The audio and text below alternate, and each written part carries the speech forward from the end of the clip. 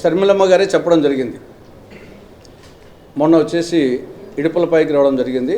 పులివెందుల నియోజకవర్గము, నాది కూడా ఆ మండలమే, వేంపల్లె మండలము. అక్కడ రావడం జరిగింది. అక్కడ ఆవిడే చెప్పింది, నేను ఢిల్లీకి పోతున్నాను, కాంగ్రెస్ పార్టీలో చేరుతున్నాను అని చెప్పింది. కాబట్టి ఆల్రెడీ ఢిల్లీకి కూడా పోవడం జరిగింది. మోస్ట్ ప్రాబబ్లీ వార్త ప్రకారంగా 10:30కి ఏఐసిసి కార్యాలయంలో ఆవిడ జాయిన్ కాబోతున్నట్టు తెలిసింది. పోటీ చేయాలి, నా వల్లే కాంగ్రెస్ వస్తుందని అన్నది కాబట్టి నేను అడుగుతున్నాను. సరే, ఒకటి మా పార్టీ స్టాండ్ వరకు ఎవరిని వచ్చినా ఆహ్వానించే నిర్ణయం తీసుకున్నాము. ఆ నేపథ్యంలో వచ్చేసి ఆవిడ కూడా వచ్చేసి ఆ నిర్ణయం తీసుకుందాం అనుకుంటున్నాము. సరే, ఆ మాట వచ్చేసి దానికి ఆవిడే సమాధానం చెప్తే బెటర్గా ఉంటుందేమో.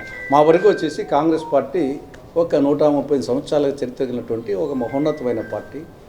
హిమాలయాల వలె ఉన్నతమైంది, గంగానది వలె పవిత్రమైంది, మర్రి చెట్టు వలె విస్తృతమైంది. కాబట్టి ఈ పార్టీకి చంద్రబాబు నాయుడు ఒకప్పుడు మావాడే, జగన్మోహన్ రెడ్డి మావాడే, కేసీఆర్ మావాడే. ఈ వటవృష్టానికి వీళ్ళందరూ ఊడలు. సార్, మా ఫ్యామిలీలో కొంతమంది గొడవ పెట్టాలని చూస్తున్నారంటూ సీఎం జగన్ కీలక వ్యాఖ్యలు చేశారు. అతనికి అభద్రతా భావం వెంటాడుతూ ఉంది. ఇప్పుడు షర్మిలమ్మకు ఆస్తిలో పంపకం చేయొద్దని ఎవరన్నా అన్నారా? షర్మిలమ్మకు మీ ఆస్తిలో ఇవ్వద్దని చెప్పేసి అటు చంద్రబాబు నాయుడు లేకుంటే కాంగ్రెస్ పార్టీనో ఇంకోరు ఎవరన్నా చెప్పారా? లేదు, షర్మిలమ్మకు పదవి ఇవ్వద్దని చెప్పేసి చంద్రబాబు నాయుడు, కాంగ్రెస్ వాళ్ళు, పవన్ కళ్యాణ్ ఎవరన్నా చెప్పారా?